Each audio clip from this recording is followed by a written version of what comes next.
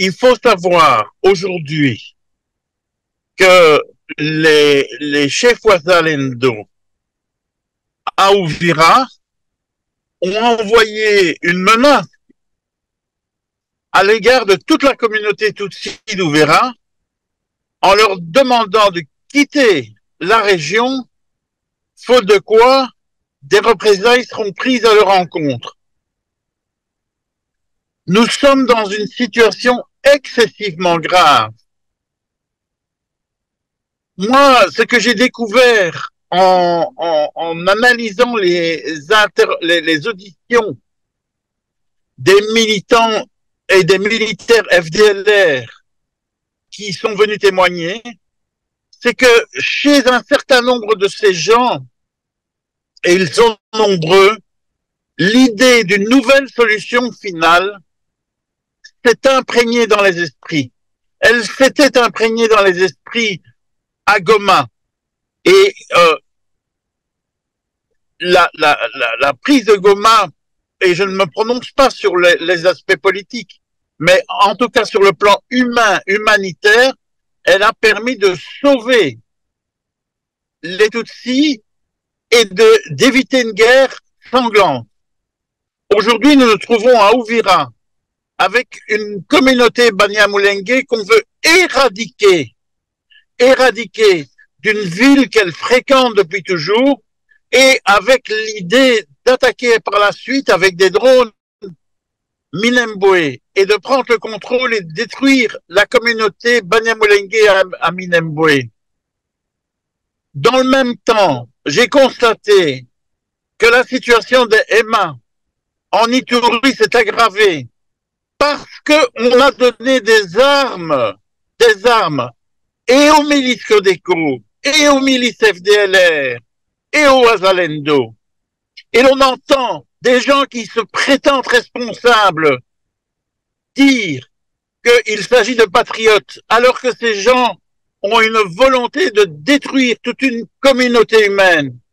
On entend des diplomates se gausser d'analyse diplomatique, d'expertise en tout genre, et ils ne regardent même plus la réalité humaine telle qu'elle se vit sur le terrain. Quelle catastrophe il faut pour que les consciences se réveillent. Il est temps de se réveiller.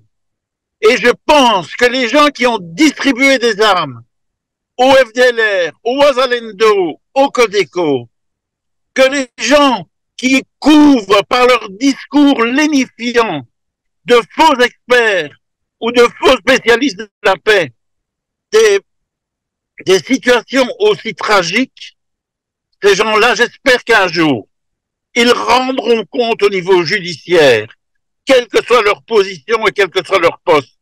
Il faut, au minimum, qu'on sécurise ces populations.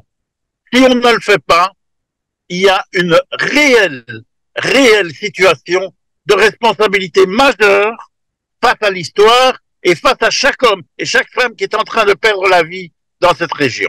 En Ituri, c'est très très clair. Ce sont des armes qui sont données au Codeco par les FRDC. J'ai mis en cause la responsabilité personnelle du général Luboya. Qu'est-ce que l'on a fait jusqu'à présent pour arrêter cet homme, pour l'empêcher de continuer à distribuer des armes? Qui fait cela? Et en même temps que on vit ça, et il faut le savoir, il faut que les gens le sachent, les avocats avec lesquels je travaille en Ituri me disent que maintenant leur sécurité est menacée. Ils n'osent même plus prendre la parole publiquement. Et s'ils ne sont pas les seuls. Au Katanga, les militants syndicalistes avec lesquels je travaille sont dans la même situation, ils ont peur. Donc tous les lanceurs d'alerte sont en position de danger. À Genève, le représentant de la MONUSCO, Madame Oubintou Keïta, n'avait pas manifesté justement ses inquiétudes par rapport aux exactions de ces milices et la complicité de l'armée congolaise. Qu'est-ce que vous en pensez? Écoutez, ça fait des mois et des mois et des mois que je me pose la question, mais qui est cette dame? Quel rôle veut-elle jouer? Nous n'arrêtons pas de la mettre devant ses responsabilités. Et qu'est-ce qu'elle fait? Elle n'a rien fait. lorsqu'elle se rend à Goma après les événements qui sont passés, nous le savons tous, avec nos collectifs, elle va dire qu'elle ne savait pas, qu'elle n'était pas bien informée. On se moque de qui? Elle se moque de qui?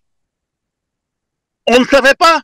Ça fait depuis combien d'années qu'on donne des informations, qu'on envoie des plaintes, tous les discours de haine. Nous avons des dizaines d'audios, de vidéos, de discours de haine qui sont répandus dans les réseaux sociaux. Est-ce que l'on croit un quart d'instant, est-ce que cette femme croit un quart d'instant que l'imprégnation idéologique qui résulte de cette approche déshumanisante de gens qu'on dit ils ne sont pas congolais, ils ne sont pas chez eux, ils sont amitiques, c'est des serpents, ils sont cachés sous votre lit. Est-ce que vous croyez que tout cela n'imprègne pas les esprits et ne fabrique pas ce qui est en cours? Aujourd'hui, si on va au bout des choses, si la catastrophe, si la nouvelle solution finale, c'est comme ça que j'appelle la situation à l'est du Congo, si cette nouvelle solution finale menaçante pour tous, si on n'en est pas conscient, eh bien, on aura une responsabilité judiciaire, qu'on s'appelle Madame Bintou Keïta ou autre, il y a des responsabilités devant l'histoire. Mais est-ce que vous croyez un seul instant qu'un procureur à la Cour pénale internationale aura un jour le courage de dire, mais il y a une responsabilité aussi des gens des Nations Unies?